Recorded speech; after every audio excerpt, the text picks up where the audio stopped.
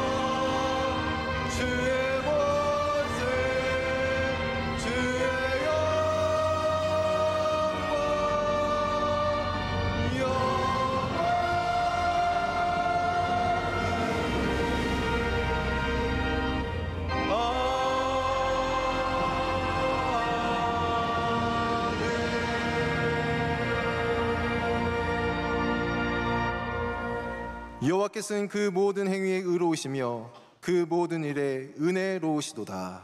아멘.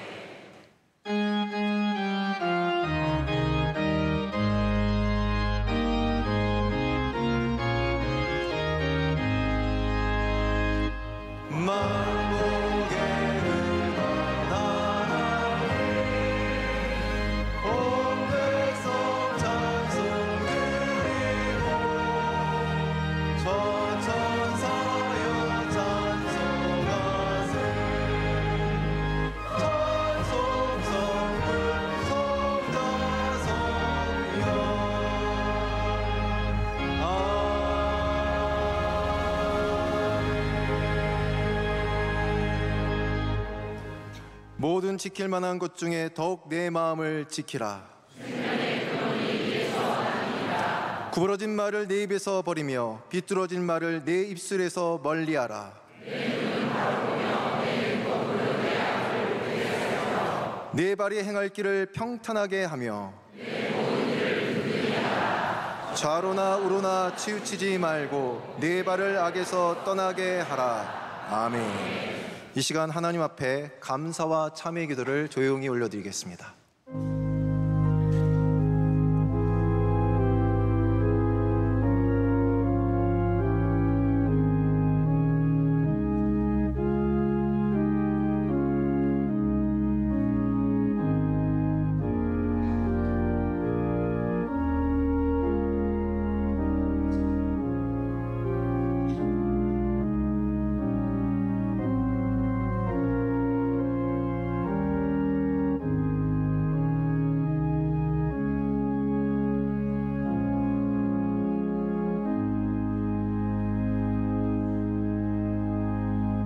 전능하사 천지를 만드신 하나님 아버지를 내가 믿사오며 그 외아들 우리 주 예수 그리스도를 믿사오니 이는 성령으로 잉태하사 동정녀 마리아에게 나시고 본디오 빌라도에게 고난을 받으사 십자가에 못 박혀 죽으시고 장사한 지 사흘 만에 죽은 자 가운데서 다시 살아나시며 하늘에 오르사 전능하신 하나님 우편에 앉아 계시다가 저리로서 산 자와 죽은 자를 심판하러 오시리라.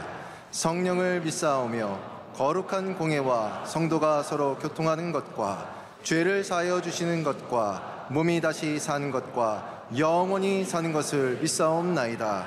아멘.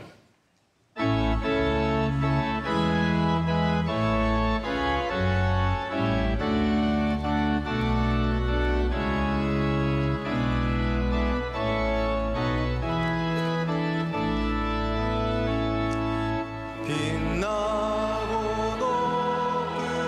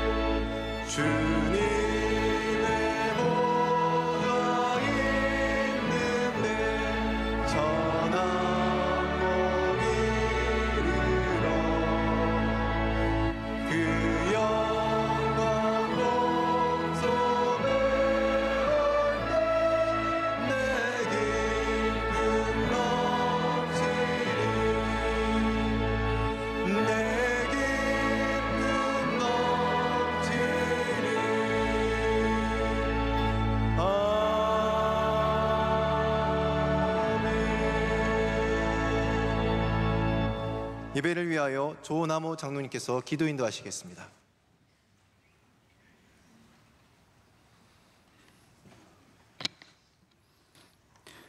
전능하신 하나님 아버지, 거룩한 주일 십자가 보혈의 은혜에 힘입어 드리는 예배를 기뻐 받아 주시옵소서. 우리와 함께 하시는 하나님 아버지께 모든 영광, 감사, 찬양을 올려드립니다. 이 가운데 드리는 우리의 기도 소리를 들으사 응답하여 주시옵소서. 우리의 무거운 짐을 주님 앞에 내려놓습니다. 우리의 죄악과 허물을 주님 앞에 고백합니다. 십자가 보혈로 깨끗이 씻어 주시옵소서.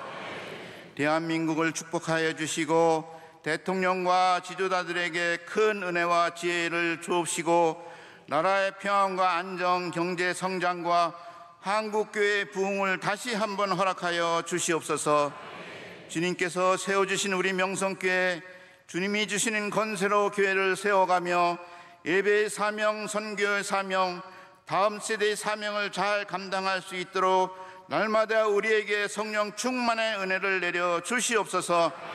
주님 오시는 그날까지 복음의 깃발을 들고 복음의 빛을 비추며 하나님이 기뻐하시는 교회로 서 있게 하옵소서. 하나님의 섭리로 세워주신 담임 목사님, 성령님 늘 동행하여 주시사 말씀의 샘이 넘쳐나게 하시고 능력 있는 주의 종으로 끝까지 우리 하나님 영광받아 주옵소서.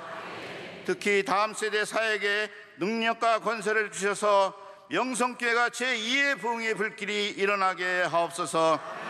사랑하는 원로 목사님, 영육을 강건하게 붙잡아 주시고 7년을 하루같이 낮은 곳을 향하신 비전 선교와 군 선교 위에 놀라운 은혜를 임하여 주옵소서. 국내 모든 선교사님들에게 힘과 용기와 능력을 더하여 주시고 선교지보다 놀라운 주의 역사가 이루어지게 하옵소서. 우리 교회에서 섬기는 병원 선교, 방송 선교, 학원 선교, 교정 선교, 군 선교 등 국내 모든 선교기관이 복음의 통로가 되게 하옵소서. 이 시간 담임 목사님 말씀을 통하여 우리에게 진리의 말씀으로 다가오시는 주님을 바라보며 겸손히 우리의 삶 속에서 하나님 영광과 능력을 나타내게 하옵소서. 존귀하신 예수 그리스도의 이름으로 기도드리옵나이다. 아멘.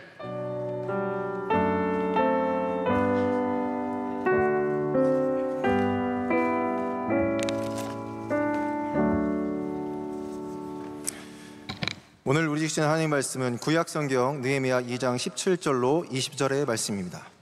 구약성경 느헤미야 2장 17절로 20절의 말씀입니다. 제가 가진 성경으로 구약성경 728면쯤에 있습니다. 이 말씀을 김정원 송선민 집사님께서 봉독해 주시겠습니다. 후에 그들에게 이르기를 우리가 당한 공경은 너희도 보고 있는 바라.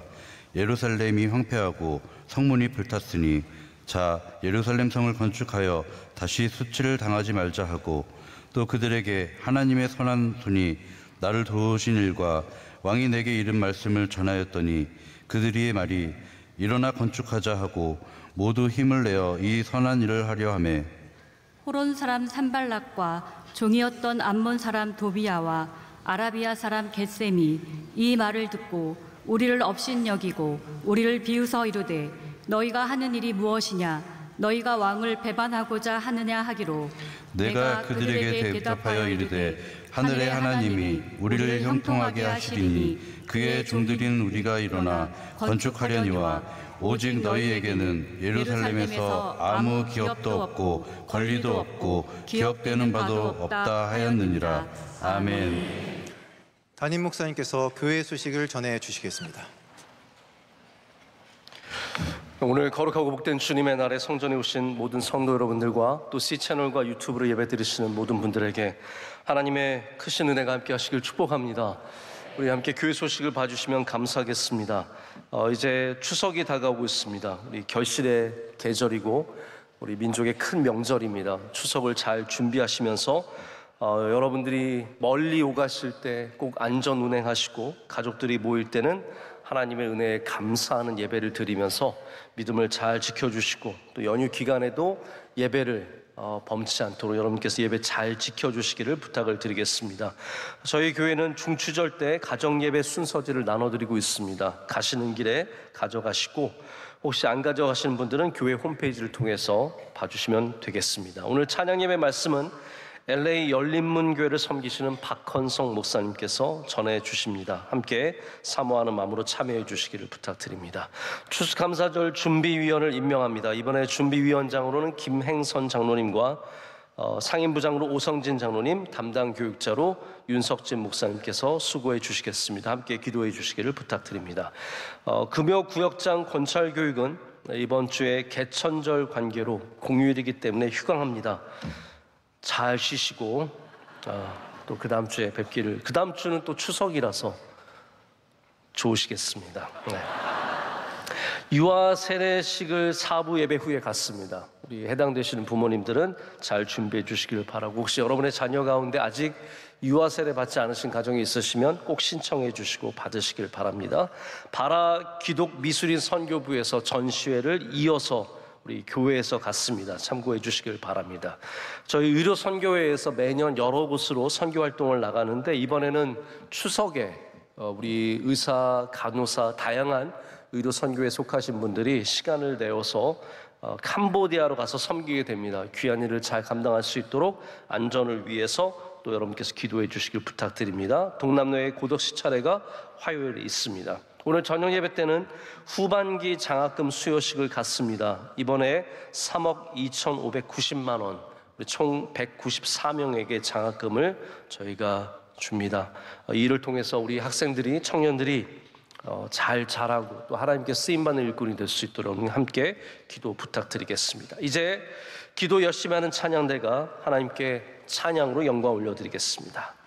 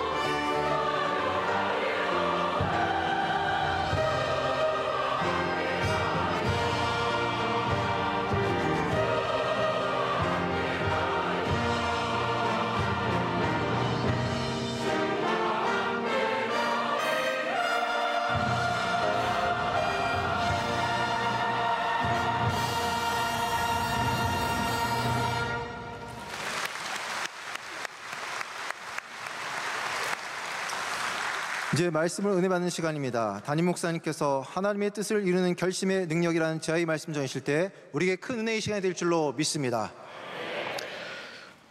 찬양대가 정성껏 준비해서 올려드린 찬양 하나님께 큰 영광이 되고 우리에게는 큰 은혜가 된 줄로 믿습니다. 저는 지난 몇 주간 저의 삶을 조금 생각해 볼 그런 기회들을 가졌습니다. 그런데 제가 저의 삶을 돌아보면서 한 가지 깨달은 게 있습니다. 요즘 내가 별로 결심한 게 없다 였습니다. 가만히 생각해 보니까 요즘에 근 몇 년간 뭔가를 크게 결심하고 도전해 본 일이 별로 없었던 겁니다. 예전에 어렸을 때는, 좀 젊었을 때는 뭔가를 결심하는 일들이 분명히 있었습니다. 예를 들어서 제가 고등학교 3학년 때는 100일 아침 금식을 결심하고 정말 하나님과 좀 치열하게 만나고 기도하고 또 어려움을, 그 도전을 이겨내는 그런 열심이 있었던 적이 있었습니다. 20대 때 한 해는 제가 공부하는 책들을 제외하고 한 1년 동안 한 50권의 책을 읽자 이렇게 결심을 하고 또 그 결심을 이루기 위해서 열심히 살았던 그런 기억이 있습니다. 우리가 결심을 다 이루는 것은 아니지만 결심을 하면 결심을 붙잡고 앞으로 가는 삶의 힘이 있고 또 지나고 나서 돌아보면 분명히 그 결심에 대한 흔적들이 남게 되는 일들이 분명히 있습니다. 우리가 무엇인가를 배우는 일들도 결심을 하게 되고 삶을 바꾸는 일들도 결심을 하게 됩니다. 결심을 다시 말해보자면 내가 그냥 흘러가는 대로 살지 않겠다라고 하는 저항입니다. 하지만 제가 돌아보니까 요즘은 별로 결심을 한 게 없습니다. 저에게도 나름 그럴싸한 변명은 있습니다. 현재의 삶이 너무 바빠서 지금 주어진 일을 하기에도 정신이 없다라는 이유입니다. 제가 정신을 이렇게 차려보면 어느새 주일이 코앞에 다가와 있고 평소에도 지속적으로 반복적으로 이루어지는 예배들과 다양한 행사들을 감당하다 보면 내게 주어진 일을 하기에도 벅차다라고 느껴지기 때문입니다. 그래서 그런지 결심다운 결심을 해본 지가 너무 오래되었습니다. 그래서 저 오늘 여러분과 함께 이 느헤미야의 말씀을 나누면서 왜 결심이 우리 그리스도인의 삶에 중요한지, 또 그리고 그 결심을 이루는데 우리가 겪게 되는 도전과 어려움, 환난과 이런 고난을 우리가 어떻게 넘어서야 하는지, 또 결국은 우리의 결심을 통해서 하나님의 뜻이 이루어지는 이 결심의 능력에 대해서 말씀을 나누면서 피차의 도전이 되고 또 복음으로 말미암아 선하고 복된 결심을 할 수 있는 저와 여러분이 되기를 간절히 소망합니다. 결심이 우리의 삶에 시작되는 자리가 있습니다. 내가 더 이상 이렇게 살아가지 않으리라 라고 하는 결심하는 순간 우리는 삶의 결심을 이루어내게 됩니다. 술에 다니던 사람이 나는 이제 더 이상 술에 끌려다니지 아니하리라 라고 결심하면서 술을 끊는 결심을 하게 되죠. 담배도 그렇게 끊는 결심을 하게 됩니다. 나는 이제 주일 예배 현장에서 꼭 드리리라. 더 이상 이렇게 편하게 뒤에 앉아서 적당히 예배 드리지 않고 이제는 현장의 예배를 회복하리라 결심하는 그러한 지점들이 있습니다. 나 올해는 꼭 전도 3명 이상 해보고 싶다 결심하게 되고, 내가 언어를 지금 너무 막 쓰고 있는데 나의 말을 좀 변화받고 좀 새로운 언어로, 믿음의 언어로 좀 변화되고 싶다 결심하게 되는 이러한 결심들이 분명히 있습니다.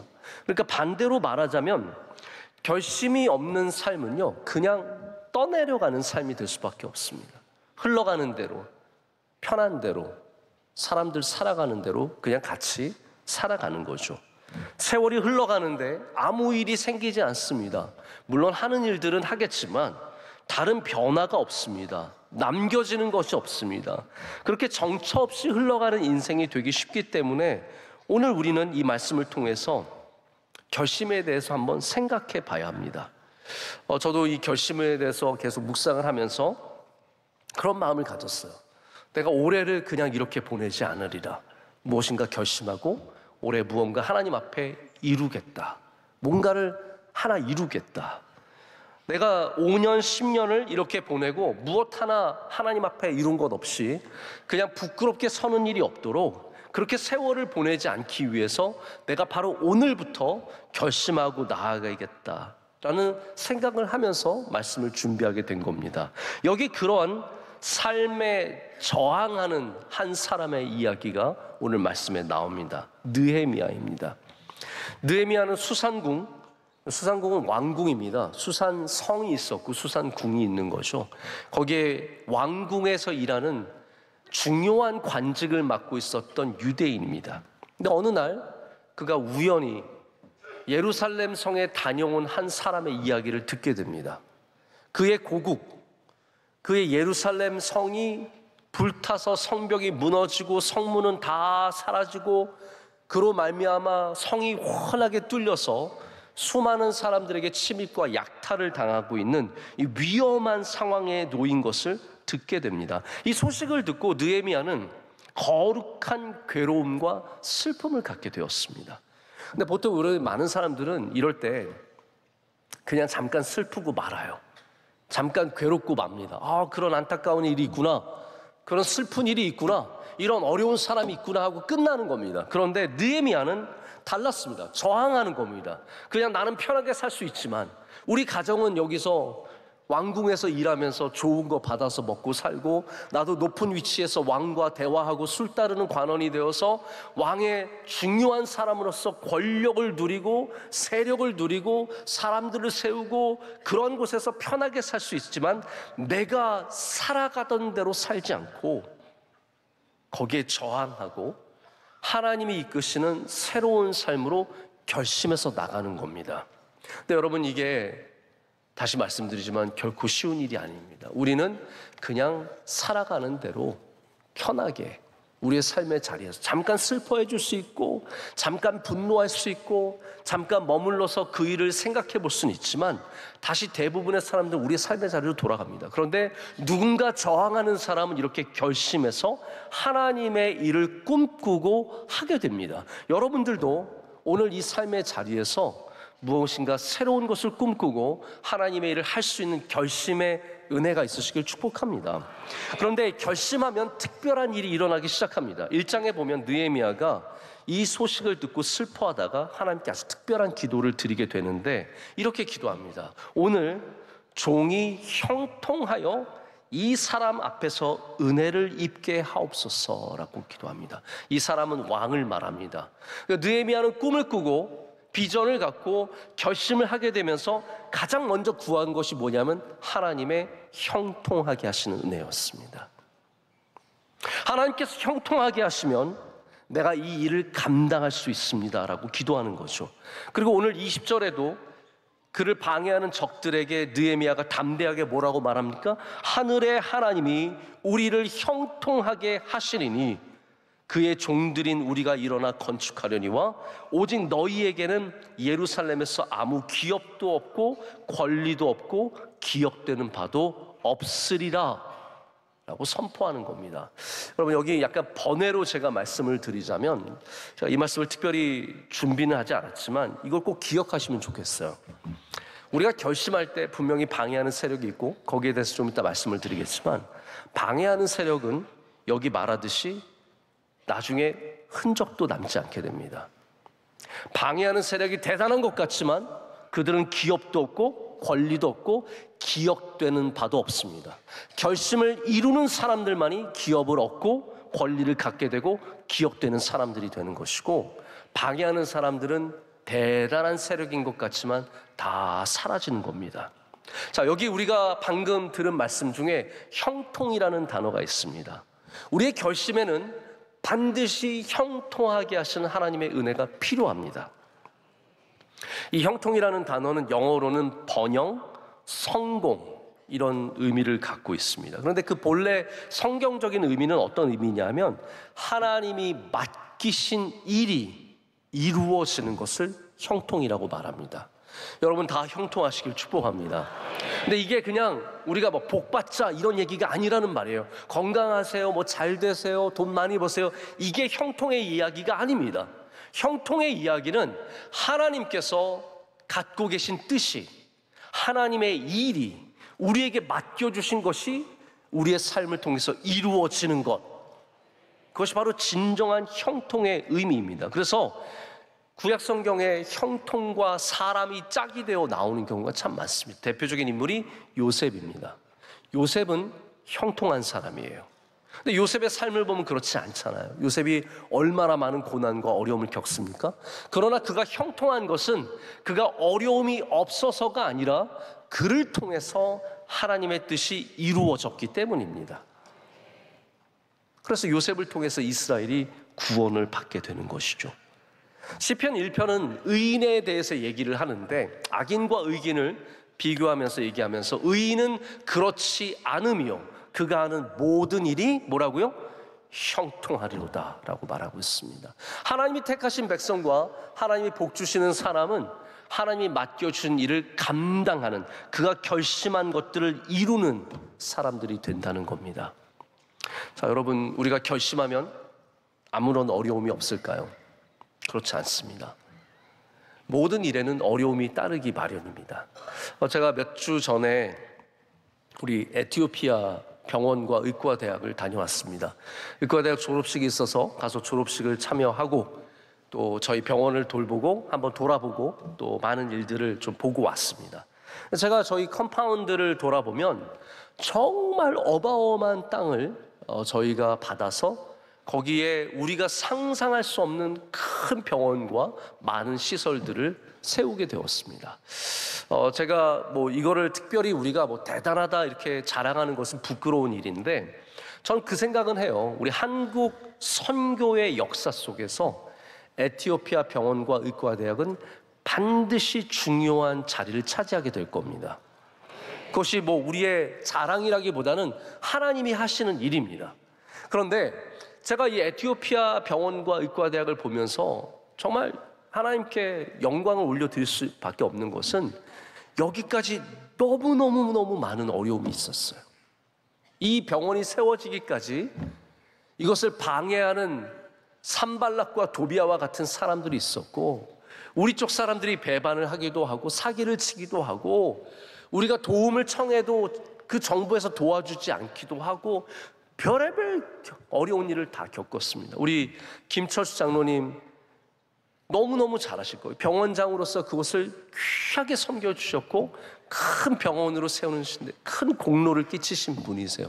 그런데 얼마나 많이 고생하셨는지 모릅니다. 하지만 우리가 분명히 고백할 수 있는 것은 뭐냐면, 그러한 도전과 어려움이 있었지만 하나님께서 형통하게 하셔서 지금의 병원이 되게 하셨고 지금의 의과대학이 되게 하셨다는 겁니다. 여러분, 결심하실 때, 여러분이 하나님의 선하신 일을 결심하실 때 하나님께서 반드시 여러분에게 형통하는 은혜를 주실 줄로 믿습니다.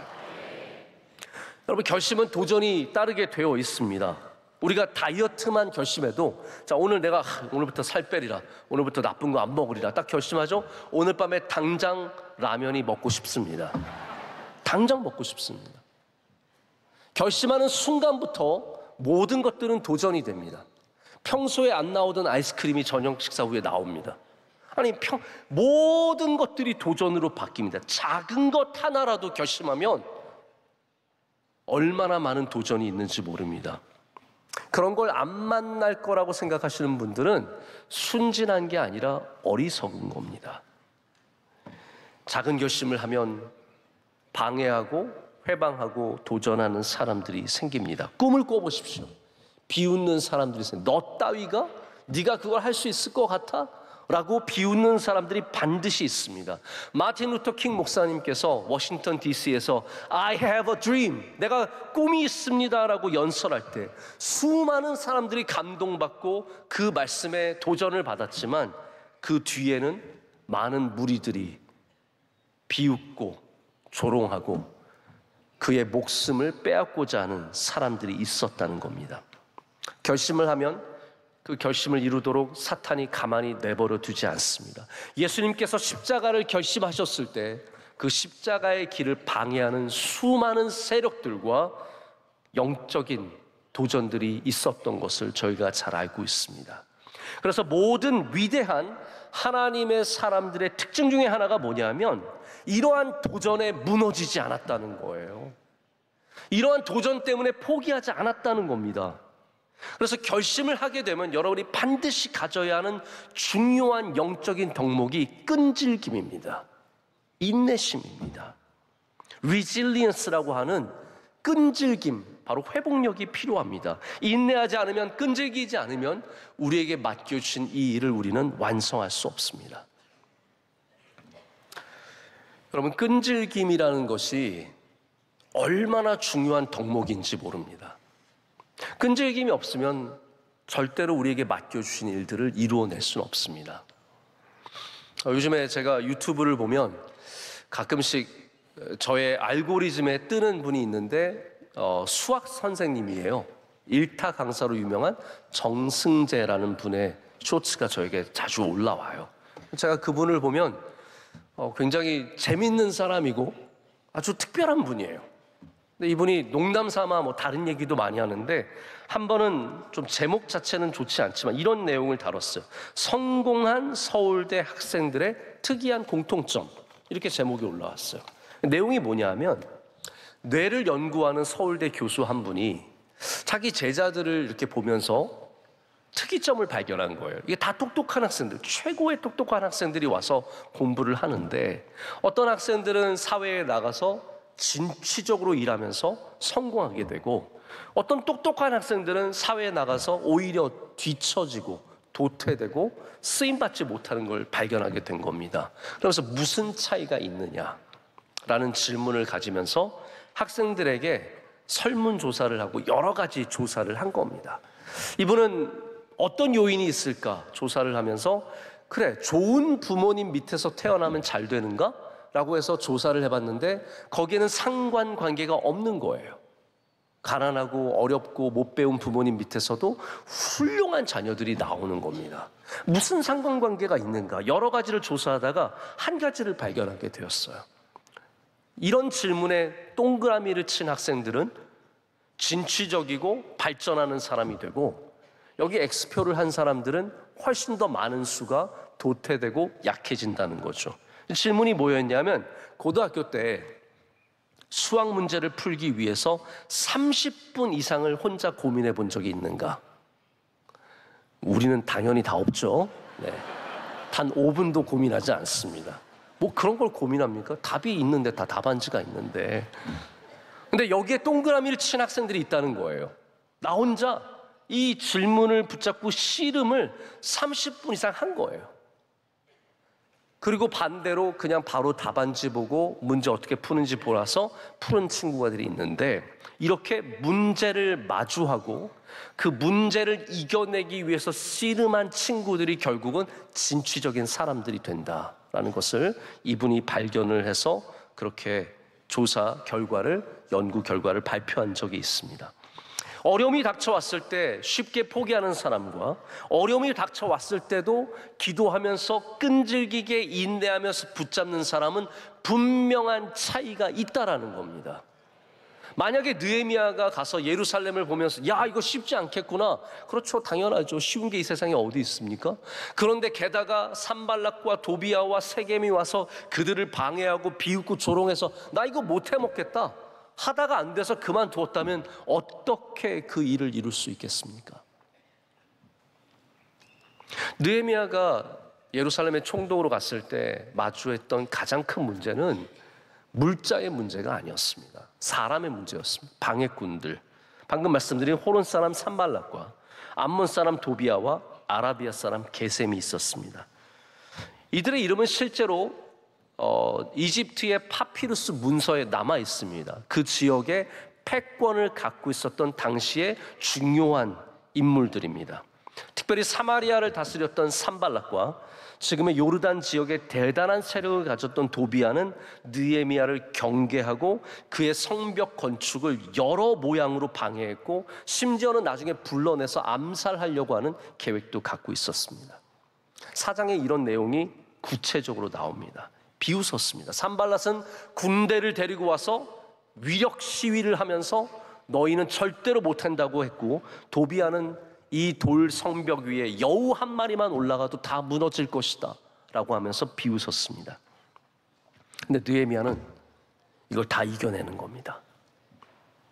끈질김으로, 기도함으로, 결심으로, 하나님의 형통케 하심으로 이겨내서 52일 만에 성벽을 재건합니다. 여러분, 우리의 삶에도 끊임없이 산발랏이 있습니다. 산발랏이 없는 삶 있으십니까? 도비아가 없는 삶 있으십니까? 세겜이 없는 삶 있으십니까? 우리 모두에게는 항상 도전이 있고 우리를 비웃고 조롱하고 힘들게 하는 사람들이 있습니다. 그러나 여러분이 결심한 것이 있다면 하나님께서 형통하게 하실 것을 믿으면서 우리는 인내하며 끈질기게 나아가야 합니다. 그 성벽을 세워야 합니다. 문짝을 달아야 합니다. 때로는 한 손에 무기를 들고 한 손에 도구를 들고 성벽을 재건할지라도 그 어려움 속에서도 끝까지 감당해야 합니다. 여러분, 술을 끊었던 사람 중에 과연 몇 사람이 다시는 술을 입에 대지 않을까요? 담배를 끊었던 사람 중에 과연 몇 사람이 담배를 완전히 끊을 수 있을까요? 담배를 끊었던 사람은 누가 주변에서 담배 피잖아요? 금방 피고 싶습니다. 옆에서 누가 하고 있으면 그거 보기만 해도 막 누가 옆에서 짠 하면 바로 나도 먹고 싶은 겁니다. 우리는 실패를 많이 합니다. 근데 실패가 끝이라고 생각하시는 분들은 그 자리에 멈추게 되죠. 그러나 실패가 끝이 아니라 그 실패에서 다시 일어나서 조금이라도 앞서서 나가면 여러분의 자리는 후퇴가 아니라 전진이 됩니다. 미국에서 많은 영적인 영향력을 끼치신 브래넌 매닝이라고 하는 분이 있습니다. 이분은 지금은 돌아가셨지만 정말 하나님 사랑하고 예수님 사랑하고 영성이 깊은 분인데 평생에 해결하지 못한 문제가 있습니다. 이분은 알코올 중독자였습니다. 여러분, 이게 매칭이 되세요? 만약에 제가 설교하러 올라왔는데 오늘 기분 좋으시죠? 막 이러면서 이래봐요. 감당이 되시겠어요?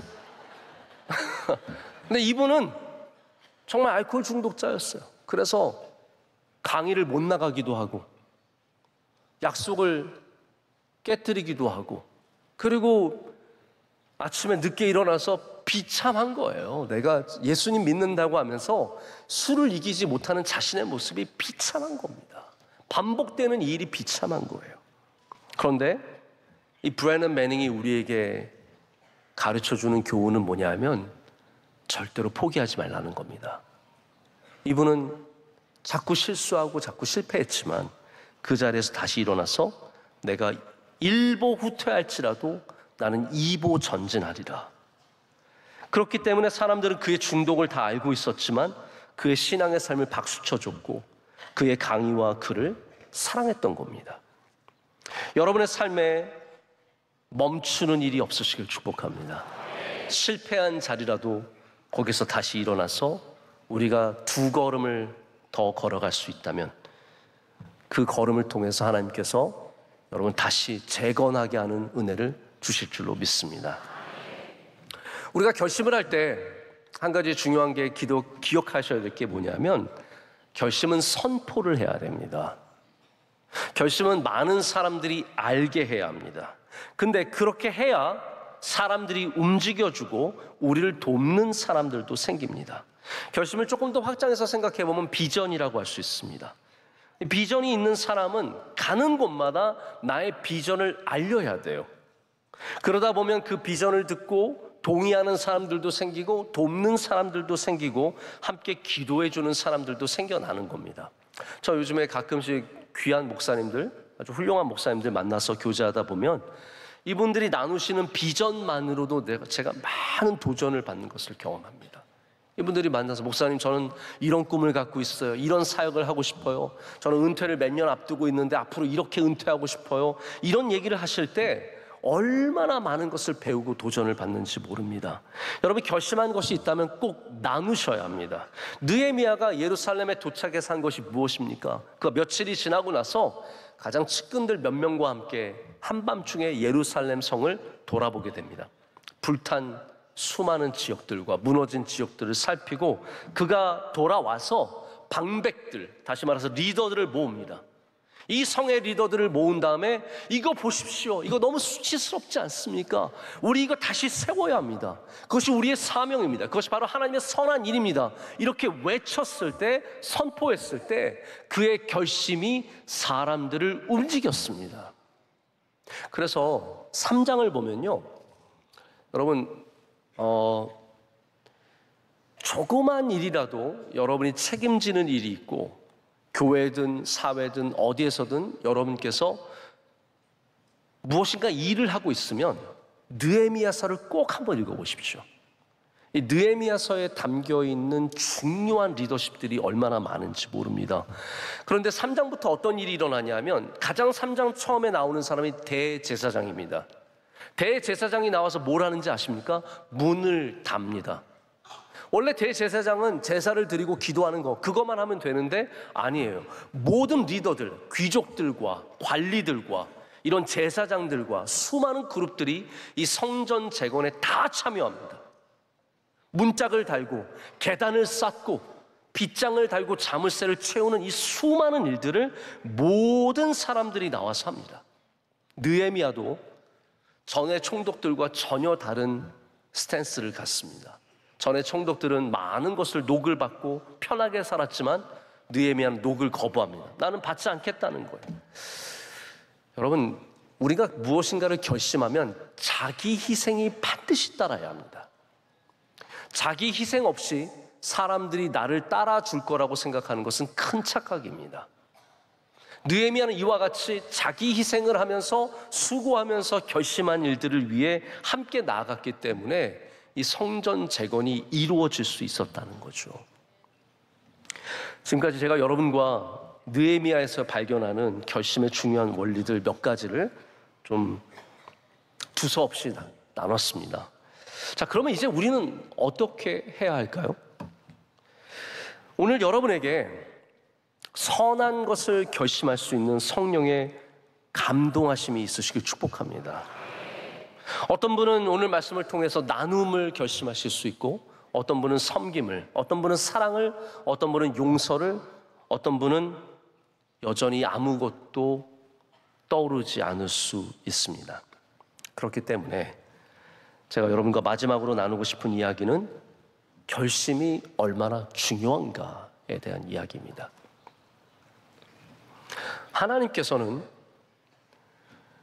우리가 결심하는 것 자체를 기뻐하십니다. 자, 완성도 중요하지만 제가 여러분에게 드리고 싶은 이야기는 이거예요. 결심 자체가 하나님의 마음을 움직입니다. 결심이 이미 하나님의 나라를 이 땅에 이루는 일입니다. 제가 오래전에 한 20여 년 전에 본 다큐멘터리가 있습니다. 팔복이라고 하는 다큐멘터리인데 김우현 감독님이 제작하신 굉장히 감동적인 다큐멘터리예요. 거기에 애통하는 자는 복이 있나니라고 하는 두 번째 에피소드에 이 30분 정도 되는 영상을 보면 정말 이 세상에서 슬픈 일을 당한 사람들의 이야기가 나옵니다. 하나님을 위해서 헌신하는데 다 슬픈 일을 당했습니다. 첫 번째 나오신 분은 한재성 선교사님인데 이분은 두 어린 딸들과 함께 카자흐스탄으로 선교를 가셨습니다. 근데 어느 날 집에 돌아와 보니 사모님 김진희 선교사님이 강도들에게 피살을 당했습니다. 피가 낭자하고 그 괴로운 장면을 잊을 수가 없죠. 한국에 돌아와서 추모 예배를 드리고 집에 들어가서 두 딸과 있는데 억장이 무너집니다. 아내의 무덤을 방문하는데 그 괴로운 마음을 추스를 수가 없습니다.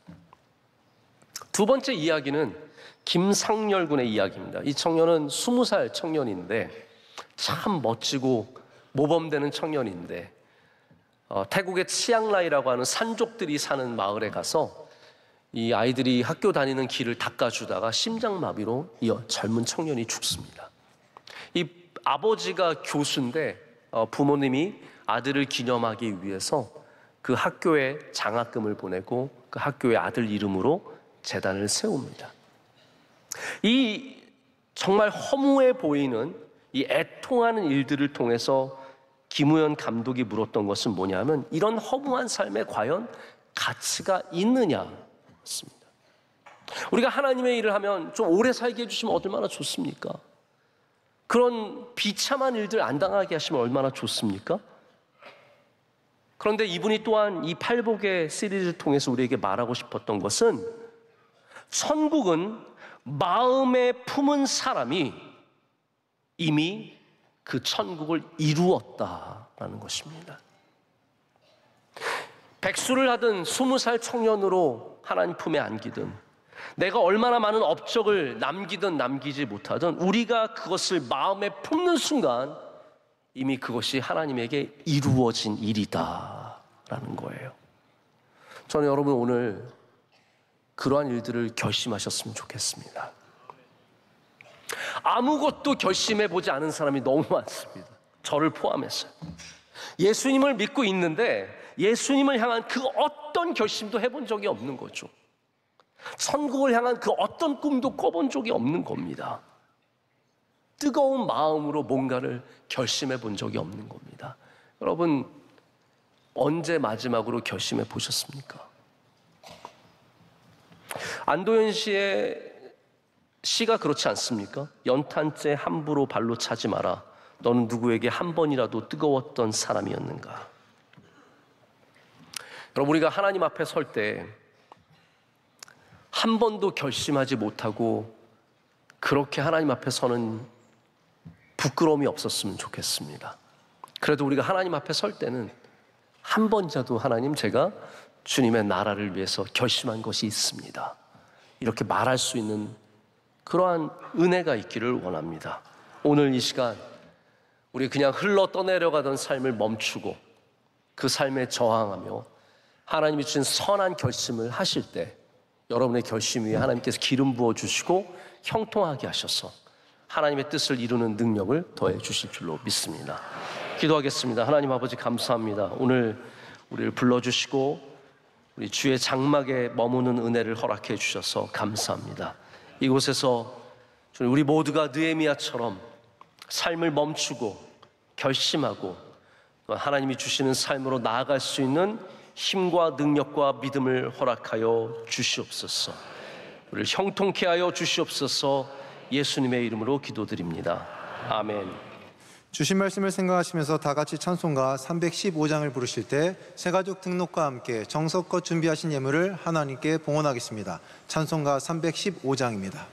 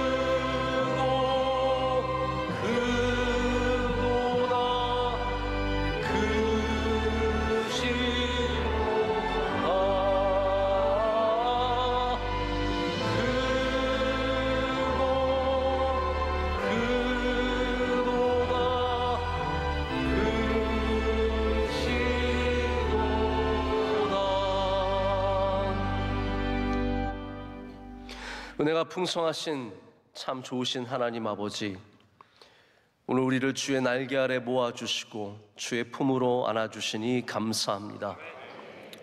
형편없는 죄인이며 부족한 우리들이지만 아낌없이 안아주시고 품어주시니 감사합니다. 모든 죄를 사하여 주시고 깨끗게 하여 주시오며 주님이 주신 은혜로 우리를 옷 입혀 주시옵소서. 하나님이 성전에서 예배하면서 우리 모두에게 회복의 은혜가 있기를 원합니다. 모든 근심과 걱정, 두려움 사라지게 하여 주시오며 주님이 주신 평안이 우리를 다스리고 우리 주 예수 그리스도의 복음의 능력으로 살아가게 하여 주시옵소서. 예물 올려드릴 때 기뻐 받아 주시옵고 드리는 손길들의 간구에 응답하여 주시오며 하나님 또한 예물이 하나님의 뜻에 합당하게 쓰임받게 하여 주시옵소서. 나라와 민족의 은혜 내려 주시옵소서. 하나님, 수많은 어려움과 과제들이 대한민국을 덮고 있습니다. 하나님, 길을 열어주시고 화평케 하시고 하나 되게 하여 주시옵소서. 새로운 대통령과 정부가 하나님이 기뻐하시는 결심을 하게 하여 주시오며 그로 인해서 국정을 잘 운영할 수 있도록 주여 이 나라에 은혜를 내려 주시옵소서. 온 세계 교회와 한국 교회의 예배의 부흥이 있게 하여 주시옵고 전 세대보다 더 놀라운 부흥의 계절을 우리에게 허락해 주실 줄로 믿습니다. 명성교회가 주님 주신 사명을 잘 감당케 하여 주시오며 우리에게 맡겨주신 들을 넉넉히 감당할 수 있도록 결심하는 교회, 형통하는 교회가 되게 하여 주시옵소서. 오늘 귀한 찬양을 주님께 올려드립니다. 기뻐 받아 주시옵고 찬양대 위에 한없는 주의 은혜를 더하여 주시옵소서. 모든 예배위원들 한 분 한 분을 기억하여 주시오며 하나님, 비가 오는 가운데 수고하는 주의 종들 많이 있습니다. 하나님께서 주의 좋은 것으로 갚아 주시옵소서. 교육부의 은혜를 넘치도록 부어 주시오며 하나님, 식당부와 다양한 부서들 하나하나 다 주님께서 기억해 주실 줄로 믿습니다. 오늘 기도하신 장로님의 기도를 기뻐 흠양하여 주시오며 갑절의 은혜를 주의 종의 가정에 내려 주시옵소서. 성경 봉독한 믿음의 가정 주의 장중에 굳게 붙잡아 주시옵고 귀하게 사용하여 주시옵소서. 우리 선교사님들을 일일이 기억하여 주셔서 눈동자처럼 지켜 보호하여 주시오며 하나님, 사랑하신 원로 목사님 늘 주의 장중에 붙잡아 주시옵소서. 다가오는 추석 명절 잘 보내게 하여 주시옵고 모일 때마다 은혜가 넘쳐나게 하여 주시오며 하나님, 또한 주님 앞에 날마다 새로운 결심으로 나가는 주의 모든 귀한 성도들 삼아 주시옵소서. 예수님의 이름으로 간절히 기도드립니다. 아멘. 오늘 교회에 등록하신 분들이 계십니다. 크게 박수로 환영하겠습니다. 잘 오셨습니다. 환영합니다. 감사합니다. 오늘 마침 에티오피아에서 에티오피아 수도 저희 교회 병원이 있는 아디스아바바 복음주의 신학대학교 우리 학장님께서 방문을 해주셨습니다. 닥터 프루 탐라시신데 우리 연세대에서 있는 컨퍼런스에 참석하시면서 멀리 송도에서 저희 교회까지 나와주셨습니다. 우리가 동역하시는 분이시고 또 귀한 일꾼들을 길러내시는 분이신데 하나님께서 주의 종에게 크신 은혜 주시고 학교가 잘 될 수 있도록 여러분 기도해 주시길 바랍니다. 우리 박수로 환영하도록 하겠습니다. 감사합니다.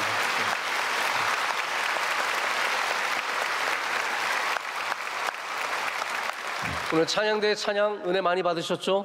네, 우리 박수로 축복하겠습니다. 감사합니다. 네, 오늘도 저 꼭대기까지 다 찬양대가 앉으셔서 다 들립니다. 네, 찬양 너무너무 감사합니다. 우리 옆에 분들 서로 인사하시고 축복하실 텐데 인사하실 때 결심하면 형통합니다. 우리 서로 인사하시겠습니다.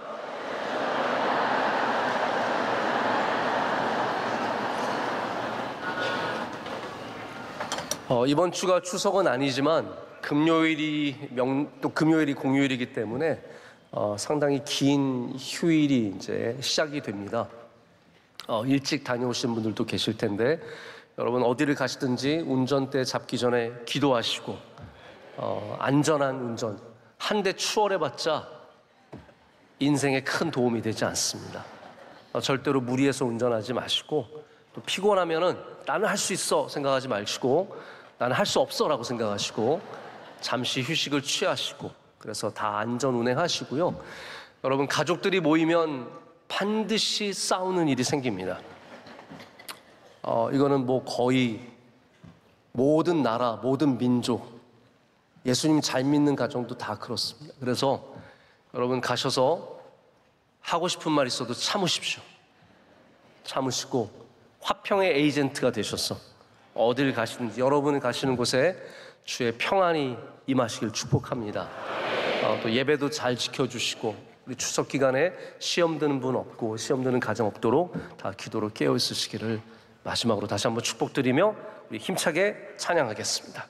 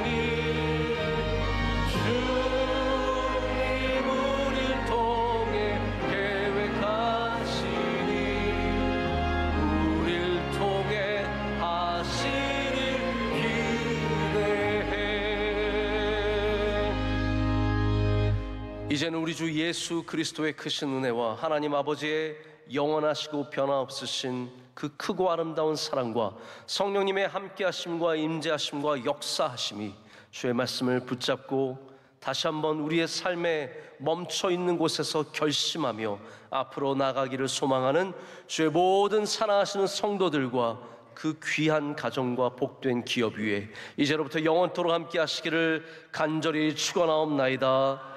아멘.